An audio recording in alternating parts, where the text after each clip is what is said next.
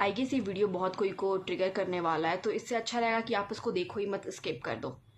क्योंकि क्या ही फ़ायदा देख के जब आपको कुछ समझ में आएगा ही नहीं और उसके बाद भी आपका दिमाग एक ही तरीके से काम करेगा। मतलब हमारी इकोनॉमी में इतनी सारी प्रॉब्लम है, बट हम किस चीज़ पे लड़ रहे हैं? हम लैंग्वेज पे लेके लड़ रहे हैं। पार्लियामेंट में किस चीज़ पे लड़ाई हो रहा है? लैंग्वेज को लेके लड़ाई हो रहा है। आई मीन लैंग्वेज तो एक पूरा प्रॉब्लम है भी नहीं, वो एक एजेंडा कभी रहा ही नहीं है। It's just a way to communicate. सामने वाले को समझ में आना चाहिए कि आप क्या बोल रहे हैं। मतलब ये प्रॉब्लम एज अ होल है भी नहीं इकोनॉमी में। हमें बस ये एक लेगेसी है जो हमें कंटिन्यू करनी है, जो कि अपने तक ही रहे तो अच्छा रहे।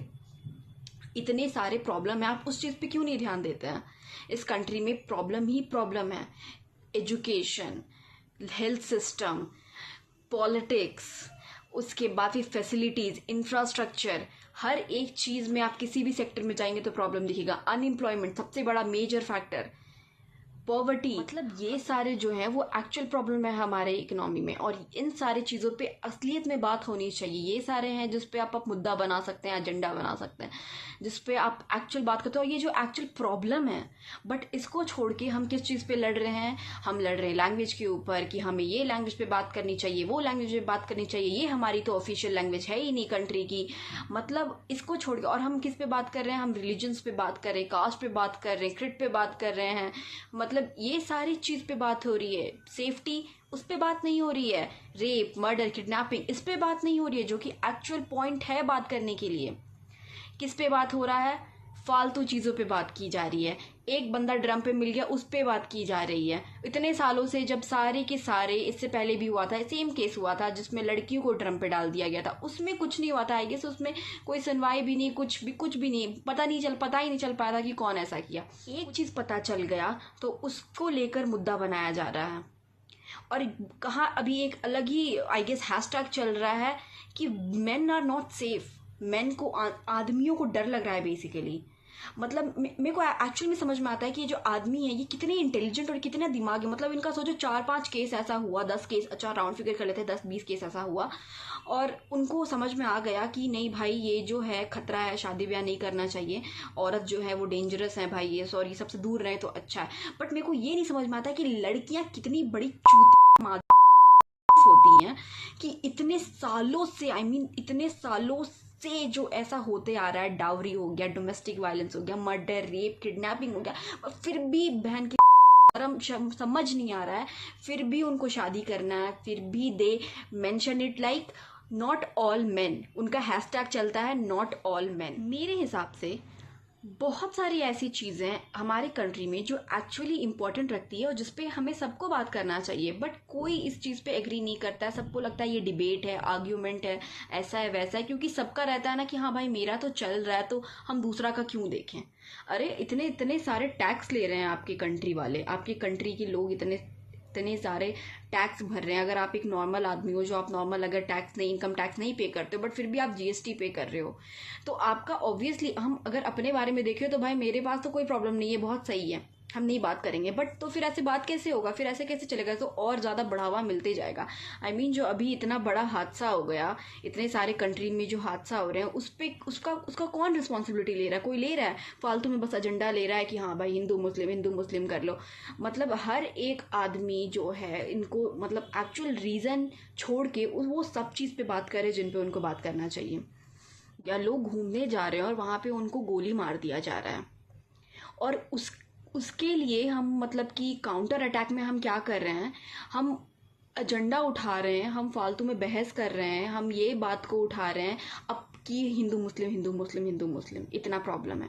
अरे आप प्रॉब्लम क्यों ये डाइवर्ट किया जा रहा है? ये बेसिकली एक प्रोपेगेंडा चल रहा है जिससे आप डाइवर्ट कर रहे हैं कि हाँ लोगों को हम किस तरीके से डाइवर्ट कर सके ताकि उनका एक्चुअल जो प्रॉब्लम है उस पर ध्यान ना जाए, क्योंकि यहाँ के लोग तो हैं ही बेवकूफ़ जिनको अच्छे से मैनिपुलेट कर सकते हैं।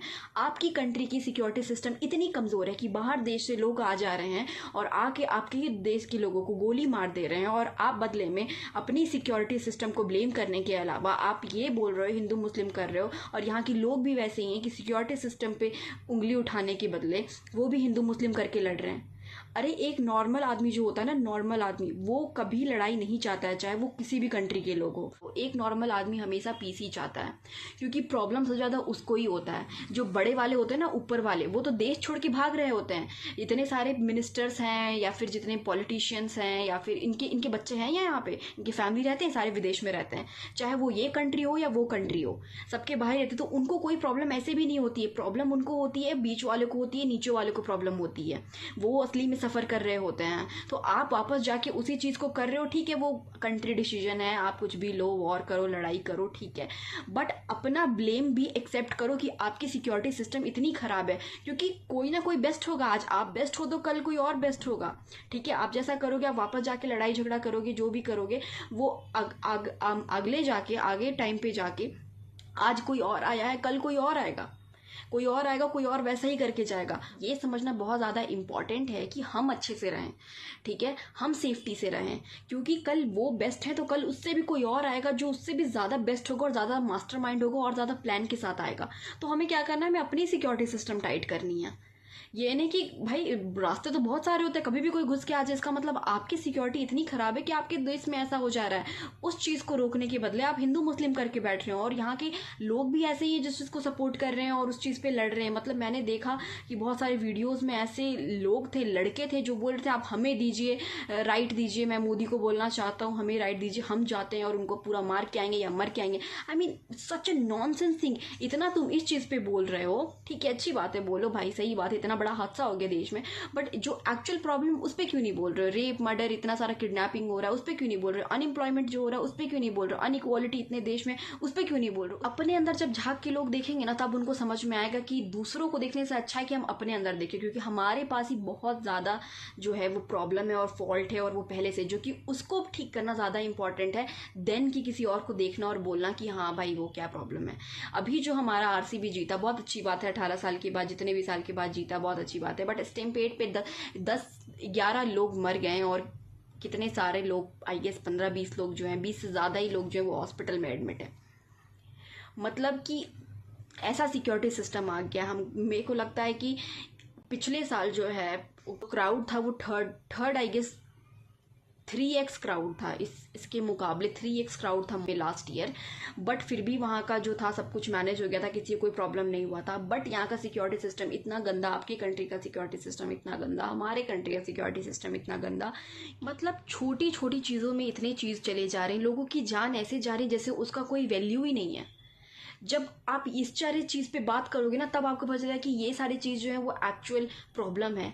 इतनी ज़्यादा हमारे कंट्री में हर एक चीज़ को, इंफ्रास्ट्रक्चर को लेके प्रॉब्लम है, हेल्थ सेक्टर को लेके प्रॉब्लम है। कोविड में कितने लोग ऐसे ही मर गए क्योंकि उनको हॉस्पिटल में बेड नहीं मिला, उस पर बात करना चाहिए। आप इतनी, हमारी इकोनॉमी सबसे ज़्यादा पूरे वर्ल्ड में सबसे ज़्यादा बड़ी है, और उस सबसे ज़्यादा हमारे यहाँ पॉपुलेशन है, सबसे ज़्यादा लोग यहाँ पे टैक्स पे करते हैं पूरे दुनिया से सबसे ज़्यादा, फिर भी हमारे कंट्री में इतना प्रॉब्लम है। वो सारे चीज़ पे छोड़ के, वो सारे चीज़ पे बात करने के अलावा आप सारे फालतू बकवास हिंदू मुस्लिम लेके बैठ जाते हैं। उसके अलावा फालतू का जितना बकवास होता है उस पर ध्यान रहता है, रादर देन सच में जो प्रॉब्लम चल रहा है इस कंट्री पे उस पर ध्यान देने के अलावा।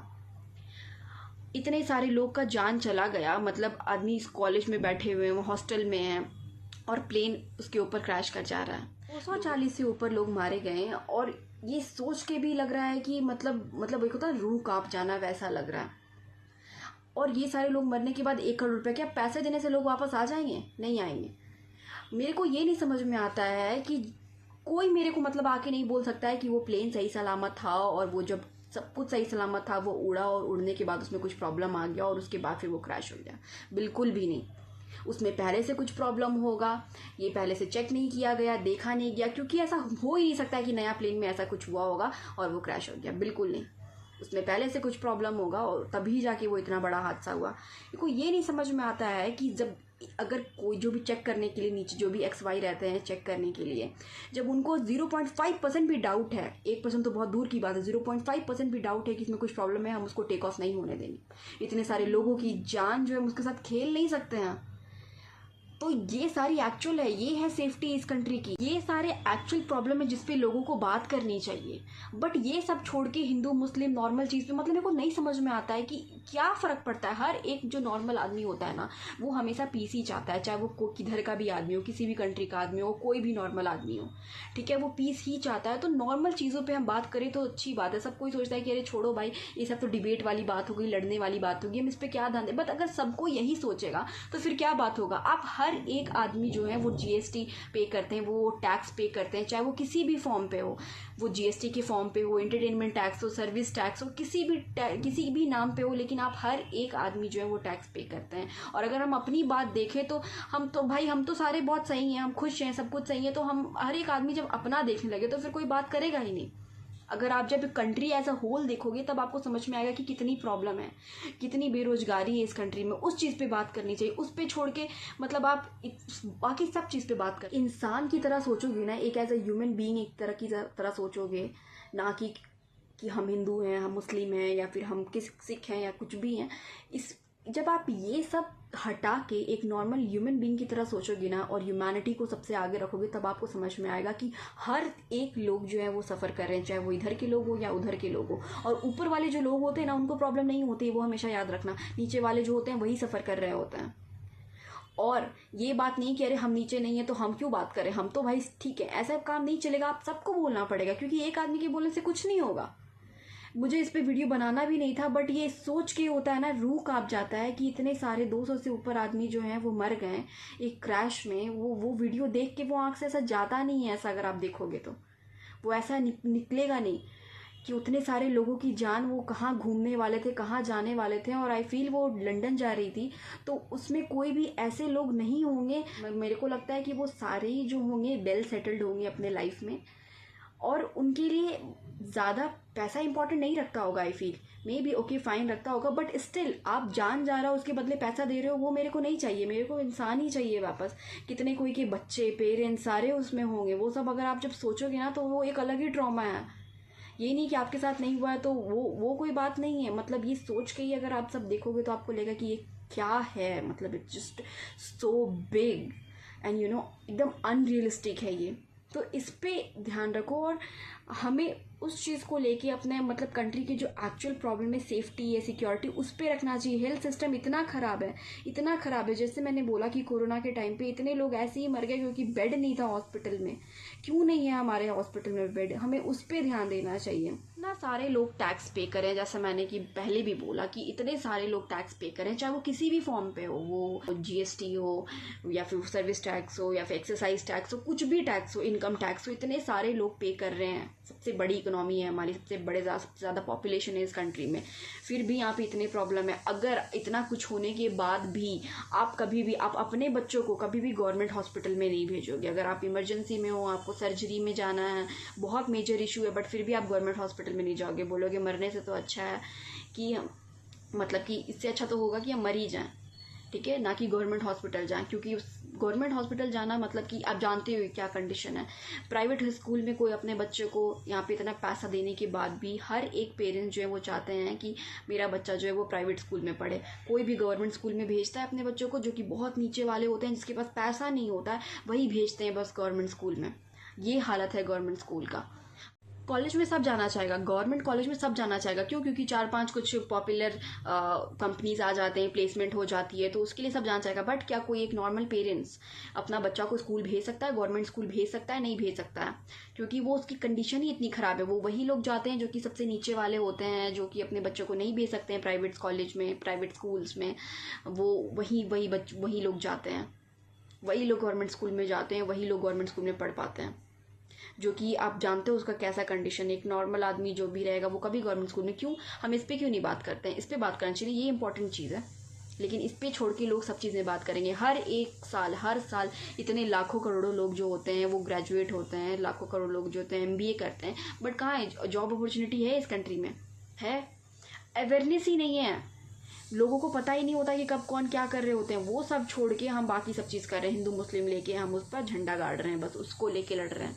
तो ये सारी चीज़ पे बात करिए। हमारे कंट्री के यूथ हैं, आप ये सब चीज़ पे बात करें, हिंदू मुस्लिम छोड़ दीजिए, वो बाद में देख लिया जाएगा कि उसका क्या करना है। हमारा जो युद्ध है वो प्लीज़ थोड़ा पढ़िए लिखिए, रादर देन फालतू के इधर उधर लफंडरगिरी करने से, छपरीगिरी करने से अच्छा है कि आप थोड़ा असलियत में एजुकेशन को इम्पॉर्टेंट लीजिए। एजुकेशन क्या है उसको प्रायोरिटी रखिए, और उसको पढ़ने के बाद जो आपकी एक्चुअल डिसीजन है उसको उस पर आवाज़ उठाइए अगर उस पर बोलना है तो। ना कि फालतू में हमें कुछ अता पता है नहीं, back story, front story, history कुछ जाना नहीं है, बस फालतू में हिंदू मुस्लिम लेके बैठ जाना है। और बस एक क्या ना मतलब है कि कुछ भी होता है ना, अनपढ़ जाहिल गवार जैसा बस डिसीजन लेना है लाइफ में। नहीं, एक्चुअल में जिस चीज़ पे जो इंपॉर्टेंट रखता है कंट्री के लिए एज अ होल, उस पर डिसीजन लीजिए, उस पर बात करिए। उस पर अगर लड़ाई झगड़ा भी होगा ना तो समझ में आएगा एक हद तक कि हाँ, अदरवाइज कितना भी बोल लो इस कंट्री के लोगों को, ऐसे भी समझ में आएगा नहीं।